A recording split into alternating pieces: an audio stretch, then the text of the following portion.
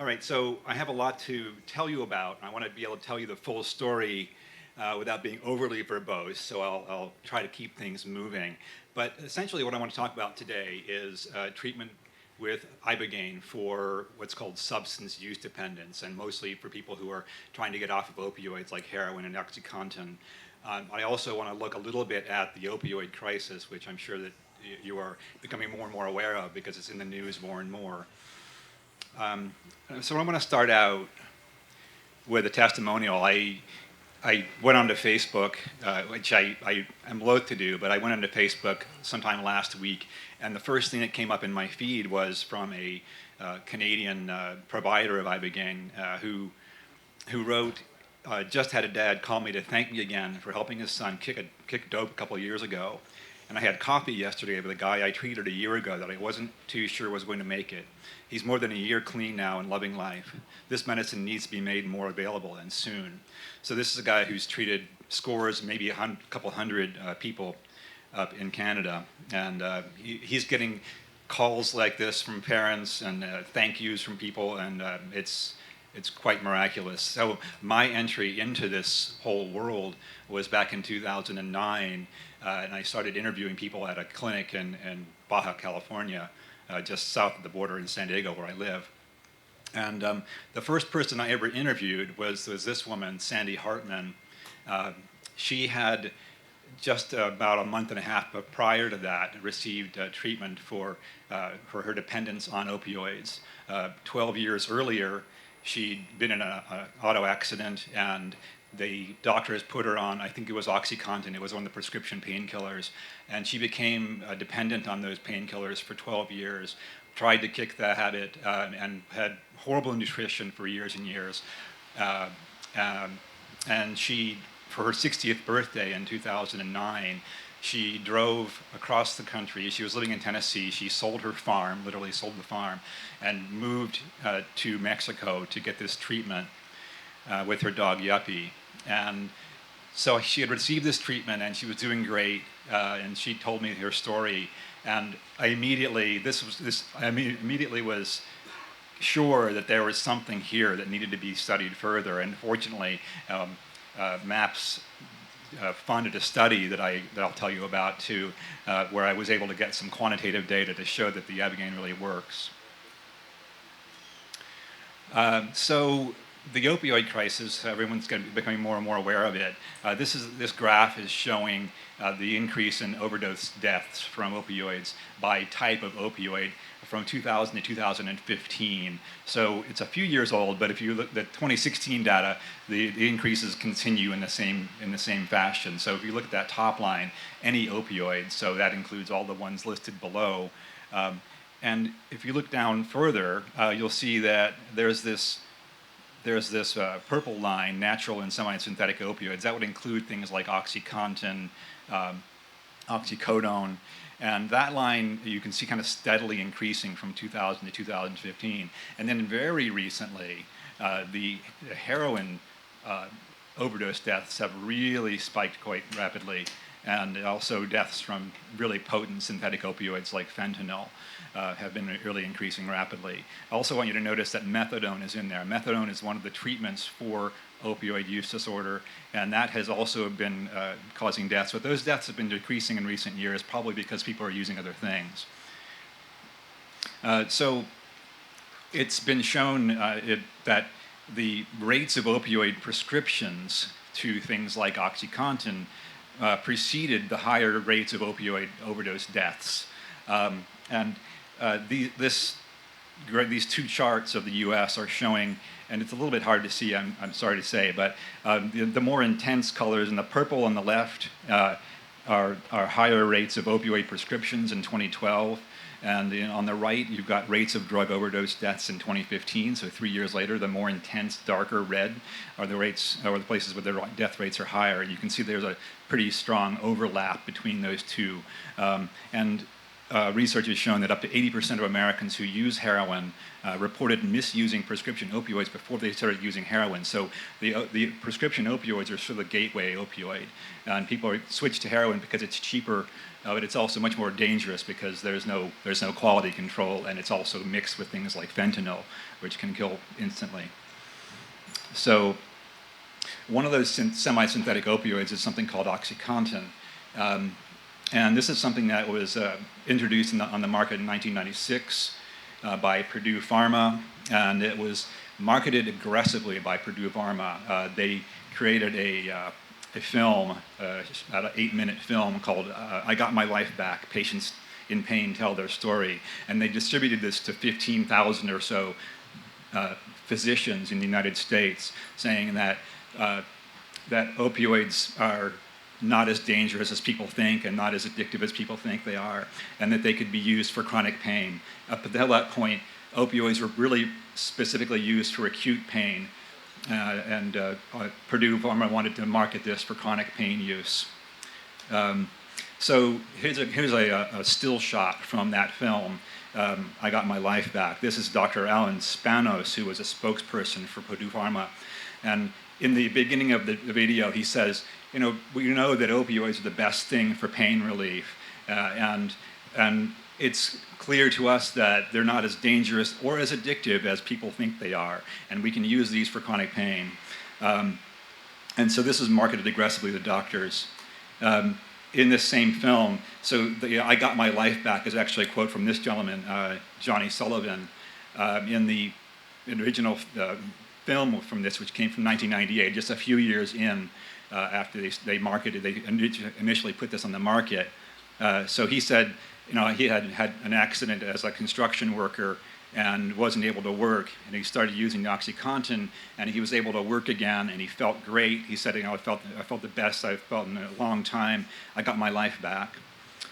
So they say, he's able to go back to work. They had a couple other case studies. I think they had 6 people in all. So they're saying you can spend time with your kids, you can be active, you can return to work.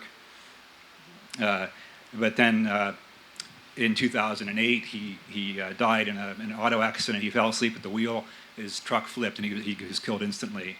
His wife said that he had been falling asleep constantly. The opioids were causing him to fall asleep all the time. And she knew that they were going to kill him eventually, and she just didn't know how. And the stories are heart-wrenching in this video. The video itself isn't available because Purdue doesn't want anyone to see it. But there's a video about this, and that's the link here on the YouTube. If you want that link, just contact me or someone with maps afterwards, and I'll get that information to you. More recently, it's been clear that the New York Times has had some articles. There's been some investigative reporting that has shown that Purdue Pharma knew about the dangers of OxyContin very early on. They knew that it was more addictive. In fact, it's supposed to be a slow release, and it doesn't actually last for as long as it's supposed to. But there are more serious problems, and that Purdue Pharma knew that OxyContin was being crushed and snorted and abused in this way, that it was being stolen from pharmacies.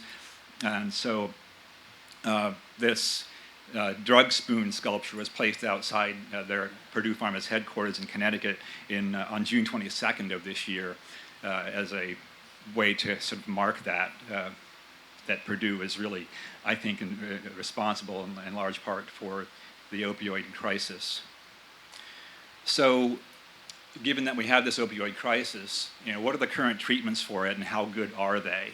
The standard treatments for substance use disorder, for opioid dependence, is called opioid replacement therapy, or ORT. And the idea is that you replace the problematic drug, like heroin, with something that is considered safer, and it doesn't have the same euphoric effect. So the most common ones are methadone, which has been used for many decades, and buprenorphine, which is a newer replacement therapy on the scene. So it's called replacement therapy because what you're doing is you're taking one opioid and you're replacing it with another opioid, like methadone or buprenorphine. And the idea is that you can kind of you replace that one opioid, then you gradually reduce your dosage, you wean yourself off of this drug, and you eventually stop using the opioids altogether. It's kind of a neat idea in theory, and it doesn't work that typically doesn't work that way and that quickly. It's typically around 7 to 12 years of being on a replacement opioid before you're able to wean yourself off, if you can make it that far. And you have to do this every day, or else you miss a dose, you will go into withdrawal, because it's an opioid. You become dependent on it. How effective are these treatments? I have to look at my notes to get because I don't have it in my head right now. But so, as I said, ORT depends on you having to take something day in and day out, every day, basically until you are able to stop using it because you wean yourself down to just a low level. That's really the only way you could successfully stop using it, right? So it's important for us to look at what are the dropout rates. You know, if you're on a maintenance program, how likely is it you're going to stay in that program? And I have the numbers, and this is from an extensive, comprehensive review called a Cochrane review of all the literature on the topic. And the review of the literature recently revealed that after only 5 months after starting treatment, about 37% of methadone patients and almost half, 47% of buprenorphine patients have dropped out already after 5 months of this. They're not using it anymore.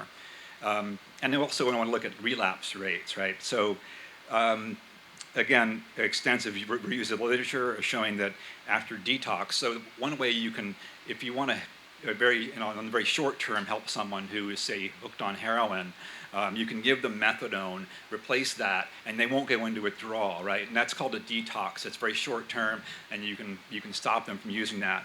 And studies have shown that if you simply do a detox and then don't follow up with maintenance, no long-term maintenance. So with methadone, after only a month and a half, only 26% of the people who are on that who are detoxed are abstinent from illicit opioids. And for buprenorphine, it's worse. Only 18% after 4 or more weeks are abstinent from those illicit opioids.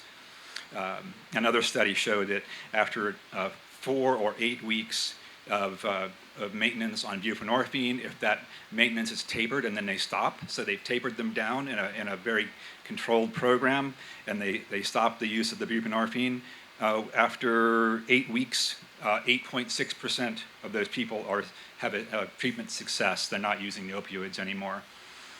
So it's kind of marginally effective at best. And that, I must say, though, that it is the best standard treatment that we currently have. It has saved many people's lives, and it allows people to have more or less normal lives. Now, people have I've heard stories of people on methadone and Suboxone. It's not a very pleasant thing, but it's better than being on heroin, which is much more dangerous.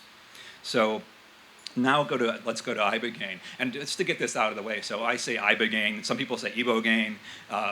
Either way is okay. I think I just heard, the first time I heard someone talking about it, they said Ibogaine, so that's how I say it. But I think either use is okay. So this man is the man who is responsible for discovering that Ibogaine could interrupt addiction. His name is Howard Lotsof. And in 1962, he was living in Brooklyn. He was 19 years old. He was part of a lay drug experimenter group, bunch of mostly early 20-something people who were trying different psychoactive drugs because they wanted to kind of experiment and see if maybe they could be used for psychotherapeutic purposes. So one day, Howard, a chemist friend of his, said, "Oh, I've got this thing you got to try. It's called Ibogaine. It's a 36-hour trip. It takes 7 hours to come on, but it's really something." So on his own one day, Howard decided he was going to take the Ibogaine. And he thought, well, we've got 7 hours before it comes on. And so I'm going to go to my therapy appointment, and then it'll kick in afterwards. Only on the ride there to this therapist, it starts coming on, and he gets out of the car, and he's having these intense visions, like versions of himself coming out of his body, and goes into his therapist's office and says, "I'm on Ibogaine, turn on your tape recorder and I'll tell you what I'm seeing." So then after this long, intense journey that he has, and the visions, the intense part of the visions stop, and he goes back home, and about 20 hours later, he gets home in Brooklyn, and he's exhausted, and he thinks, why would anybody want to do this ever? I'm going to sleep for 2 days, and I'll never touch this stuff again. Only he goes to sleep, he wakes up 3 hours later, fully refreshed, and he doesn't really know what's happening yet, because he doesn't take the Ibogaine to stop using heroin, but he walks outside of his family's home, and he gets to the street and he stops. He realizes suddenly, I'm not in heroin withdrawal. I haven't had heroin for more than a day. Oh, wow. And I've got a quote from him. This is also from a YouTube video. I love YouTube. So he said, "I stopped dead in my tracks on the street, and suddenly I realized I wasn't in heroin withdrawal. And immediately after I realized that I wasn't in heroin withdrawal, I realized that my perception towards heroin had entirely changed. Where previously I had viewed heroin as a drug which gave me comfort, I now viewed heroin as a drug which emulated death. And the very next thought in my head was, I prefer life to death." So he eventually made Ibogaine treatment his life's work, but it was only a few decades later, as I'll tell you in a moment. But he made it his life's work, and eventually started treating people with Ibogaine in the late 80s. Let's see. Okay. So what is Ibogaine? So Ibogaine is one of the alkaloids found in the inner root bark. It's concentrated most highly in the inner root bark of the Iboga shrub, which is indigenous to West Central Africa. And so you can see the structure there. It's kind of a crazy structure. But so it's extracted. It can be extracted from this plant. This is the root of the plant. You can see this gentleman has shaved off the outer root bark to get the inner root bark, which is the most concentrated place for the alkaloids, including Ibogaine. So it's got a dozen different alkaloids in it, and we don't really know what the effects of the other ones are very well. Okay, so in West Central Africa, in Gabon, Cameroon, a few other places, they use this in many different ways, but in the Bwiti religious tradition, they use massive doses, once, maybe twice in the life of a person, where the person will take massive doses of this root bark and will go on a journey, and they have a ceremony they call Ngozi, which typically lasts overnight. So these ceremonies have been a traditional practice for at least hundreds of years and possibly millennia.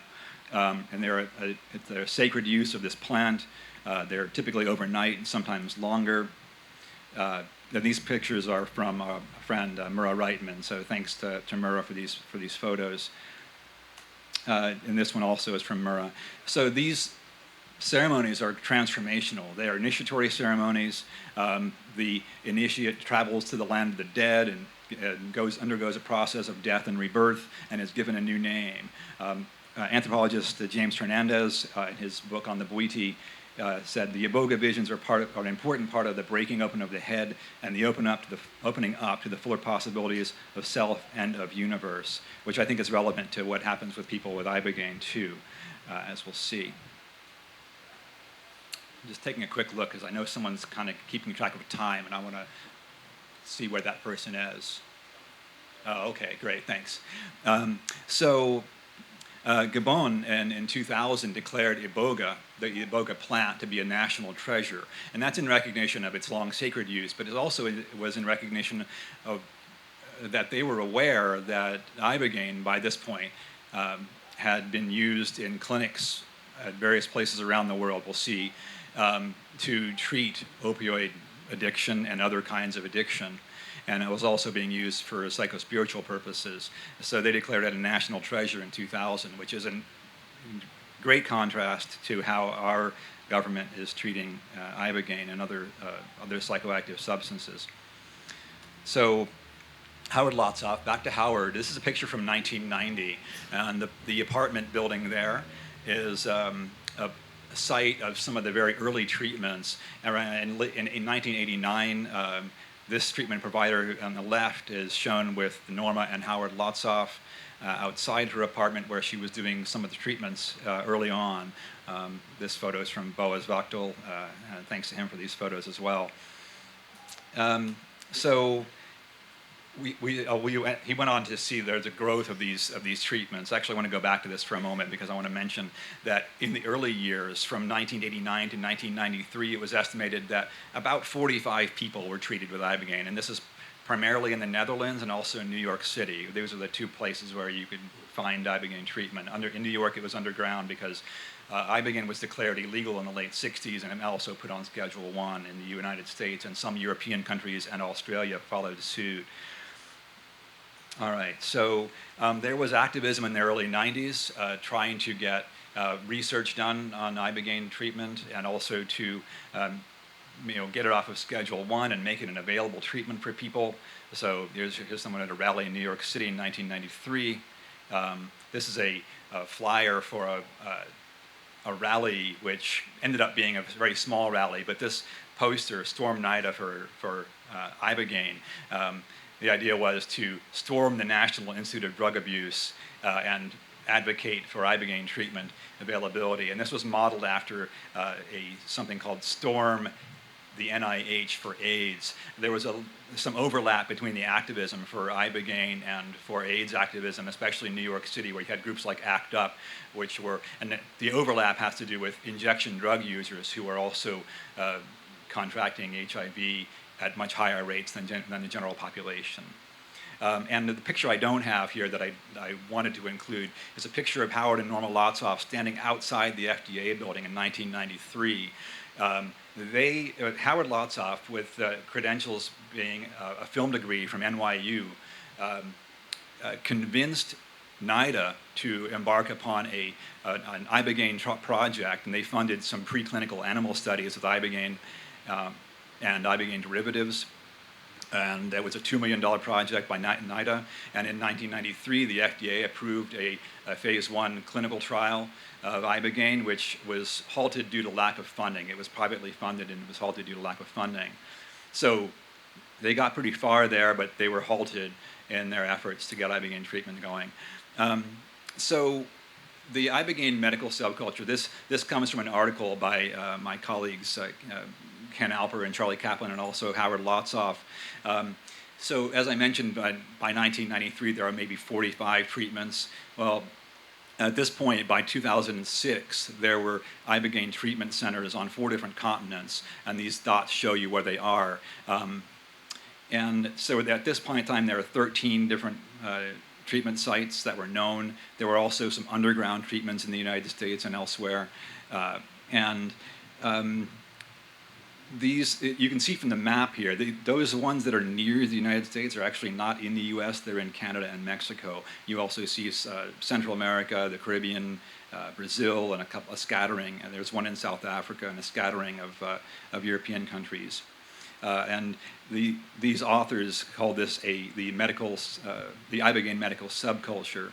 A science writer, Brian Vestag, also referred to this in 2005 as a vast, uncontrolled experiment, because you had people treating with Ibogaine, and they were just figuring out how to do it as they went along, and it's kind of the Wild West in a way of treatment.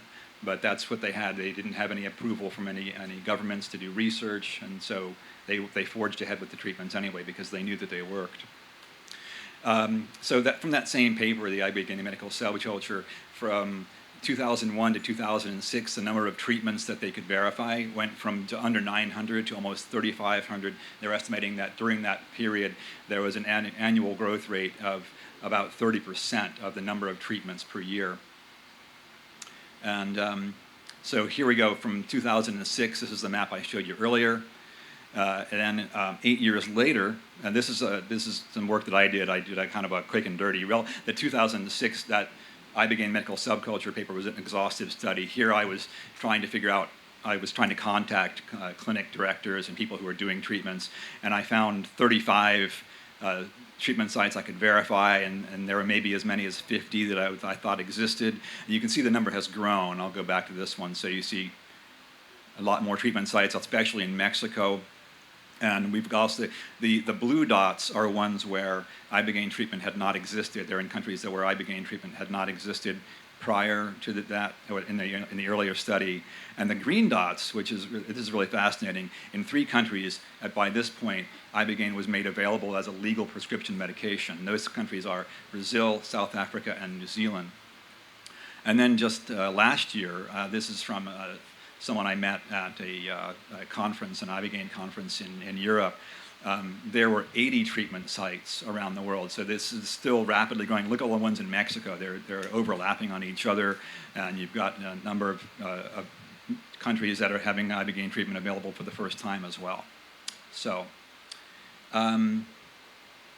yeah, this is happening around the world, and it may not be growing as fast as it was, but it's still growing, and these treatment sites are popping up all over the place. And so we want to know how effective is this treatment.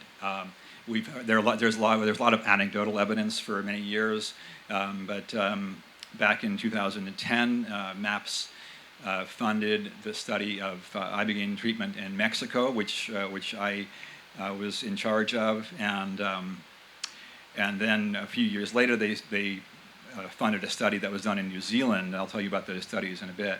So we want to know how effective this stuff is, and so we did some quantitative measures. In our study, so my colleague Ken Alper and I published this last year. We asked 2 questions about efficacy of Ibogaine. There were 2 basic things we were looking at. Is it good on the short term? Does it help with detox? Does it help you reduce the withdrawal symptoms you would get when you stop using your opioids? So primarily people coming in using heroin and oxycodone. And we want to look and see, does Ibogaine, as reported, does it alleviate your withdrawal symptoms like it did for Howard Lotzov? So the other thing we're looking at is, does it help you stay off of the problem drugs on the long term? So we did follow-ups for monthly for 1 year to see if that was the case. And the main thing we were using for our measure was something called the Addiction Severity Index. We're getting good counts of how much they're using, how often they're using different things, and also how severe their drug use is based on, do they think it's problematic, and do they think they need treatment right now? And the ASI, Addiction Severity Index, also has 6 other subdomains, including psychiatric well-being, social and family status, things like that. So our major findings, and this article is, thanks to MAPS, has been made available for free online, so you can find this online and download a PDF of it. We showed that yes, Ibogaine is effective for detox. The withdrawal symptoms following treatment go down quite substantially, quite significantly in the few days after treatment, where at a time when you'd expect that they'd be getting worse because they haven't been on their opioids. And what we're showing is that the strength of that effect is on par with if you gave someone methadone. So you give them a replacement opioid, it's actually no better than giving them Ibogaine. And with Ibogaine, they're not on the Ibogaine anymore. They have this treatment and then they stop doing it. And so we're showing that the effectiveness of of alleviation of withdrawal symptoms is on par with methadone. Right? And we're also showing that there was a reduction in opioid use and problematic opioid use that lasted for 12 months, and that was a very strongly significant finding. And I think almost as importantly, maybe even more importantly, we showed that there was a long-term improvement in social and family status. And what this is really saying is that following Ibogaine treatment, people's relationships are improved with the people that matter most in their lives: family members, close friends, co-workers, and so on. So their quality of life has improved. They're much happier. And so that was our study. And there was also this study, which also came out last year in the same journal, the American Journal of Drug and Alcohol Abuse. Jeff Noller and colleagues did this study in New Zealand. And this one found similar results to ours in terms of the drug use severity. The drug use was much less severe and problematic over the 12-month follow-up period. They also found that depression scores were reduced for the entire 12-month period. So you had, using the Beck Depression Inventory, that people were less depressed during the 12-month follow-up period. An earlier study, this is from 2014, also shows that Ibogaine works for cocaine dependence. And by the way, Howard Lotzop got patents for Ibogaine treatment for opioids, for stimulants like cocaine, for alcohol, for nicotine, and for polydrug use. And those other ones haven't been studied yet scientifically, but this retrospective study shows that it helps people stay off of cocaine as well, and also polydrugs. And so we have this evidence that it works. Now, so why isn't it available? Why can't we, just have people go and get an Ibogaine treatment? Well, first of all, it's illegal on Schedule 1. And why is it illegal? And this is a common misunderstanding I see when people talk about, well, you're asked the question of why can't you get Ibogaine treatment? Well, let's say it's because it's dangerous, and there are risks associated, as I'll mention. But really, the reason is that it's illegal, and it's illegal because it's psychoactive. It's considered a hallucinogen, and it was kind of lumped together with all these other hallucinogens in the late 60s, and when LSD and psilocybin and scores of other things were made illegal, they just put Ibogaine on the list, even though almost nobody knew what it was at the time.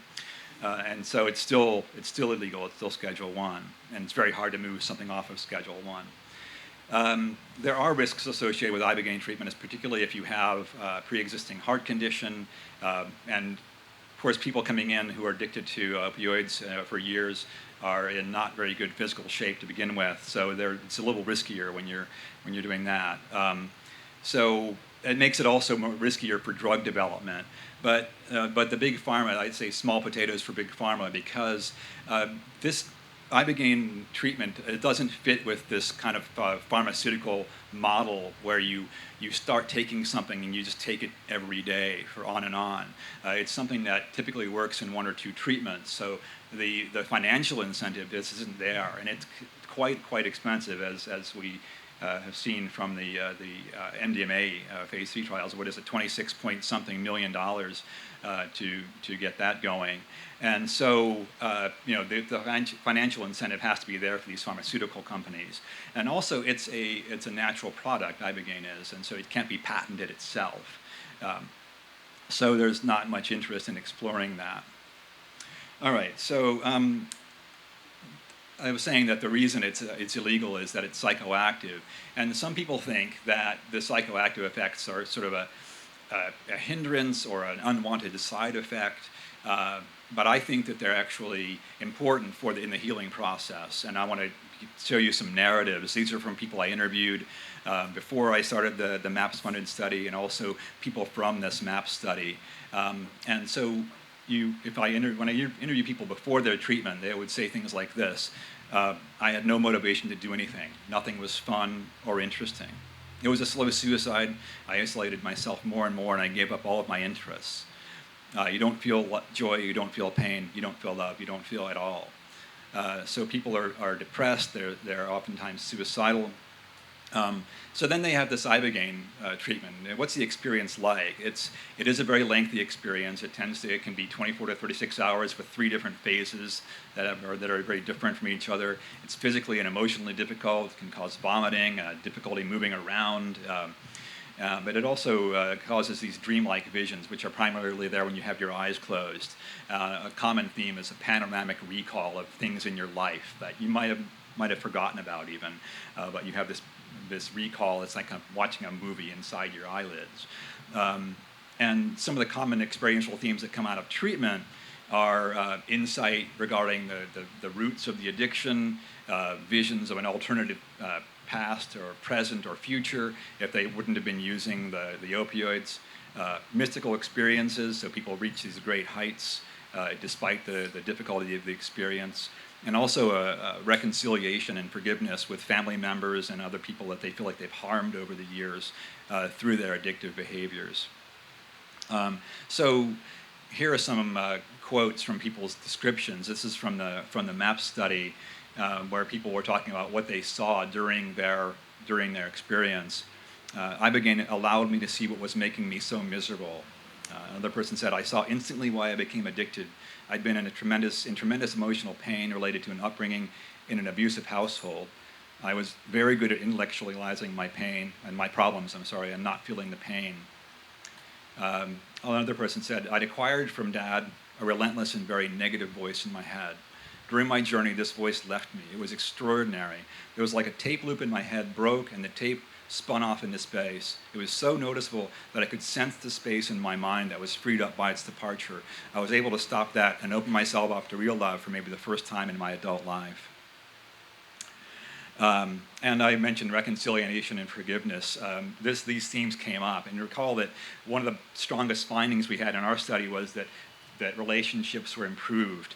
And listen to what these people said about their experiences. One person says, I felt a profound sense of love for my family and their love for me, and an intense, almost piercing agony as I was overwhelmed with the remorse and the waste and loss, feeling empathy with my family over all their hopes for me dashed by my relentless pursuit of drugs.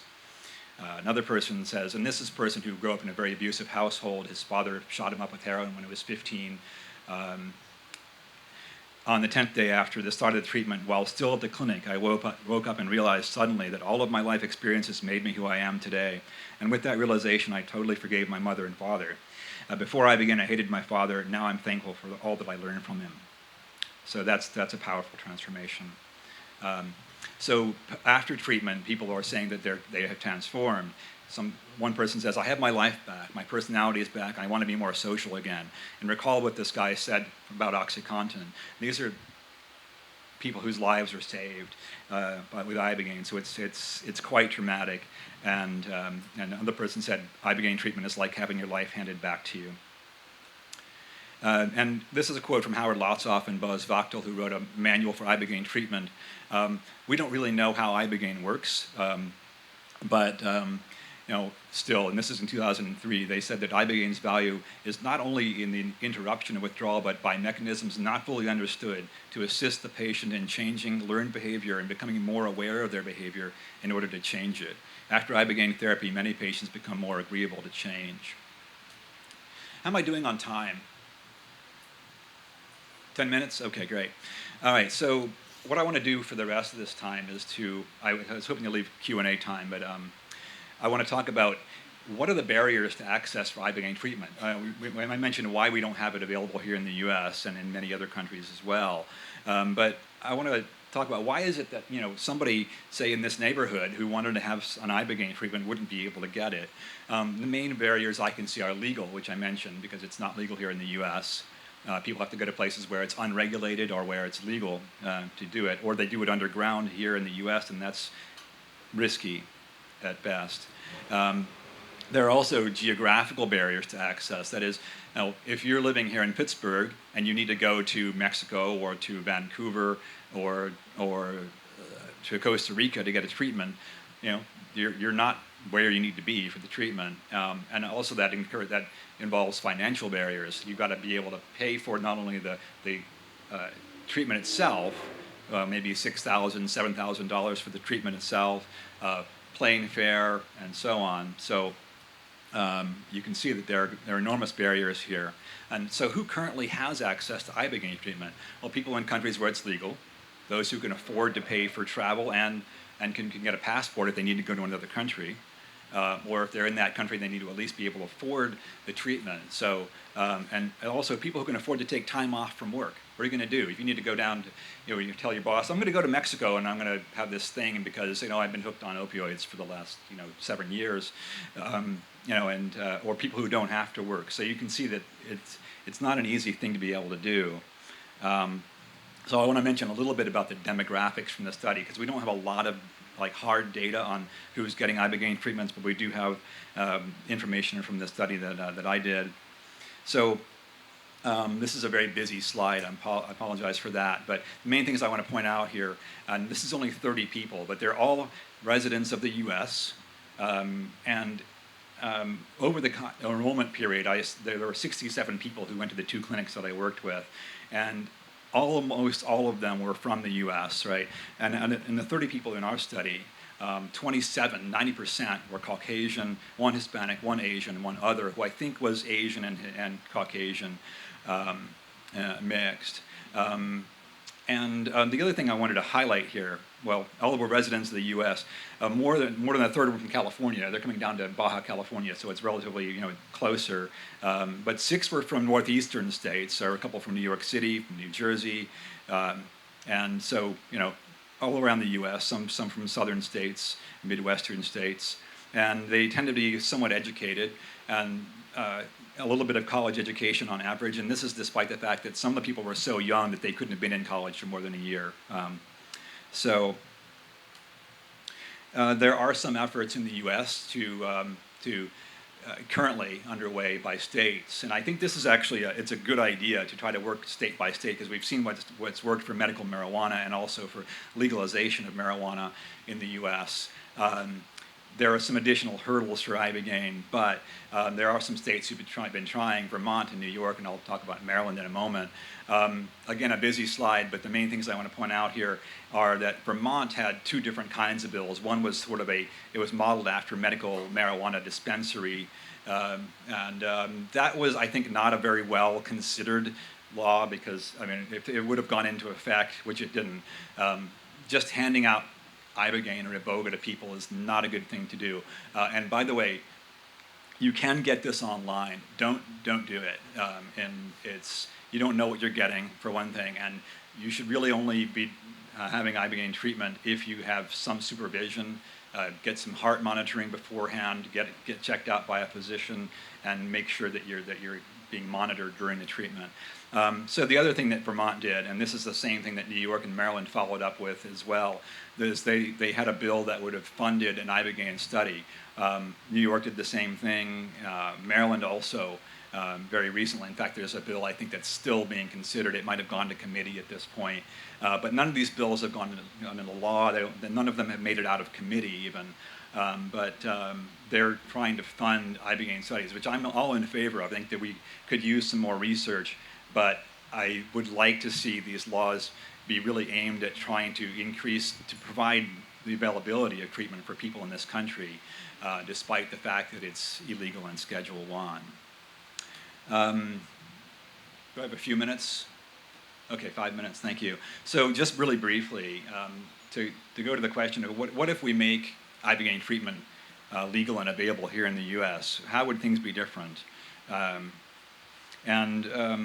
have to refer to my notes, but so one of the main things would be that we would increase the access to a wider range of the U.S. population. If it was done on a state level, maybe people would be flocking to those states where there was treatment.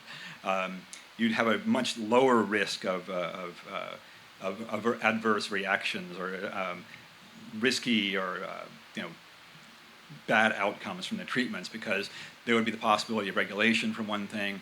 People would know whether or not there was medical monitoring, and there would be a reduced temptation for people to try it at home on their own, or have somebody give them Ibogaine at a hotel or in their apartment building.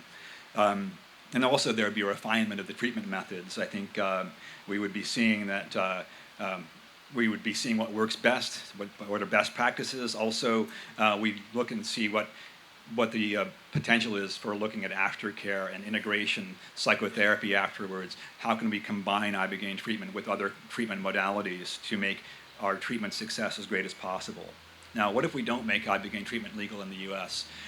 Basically, it's going to continue around the world with or without us, but it's going to continue to be the status quo, and I think we're going to see more and more activism around this as the years go by. All right, thank you very much.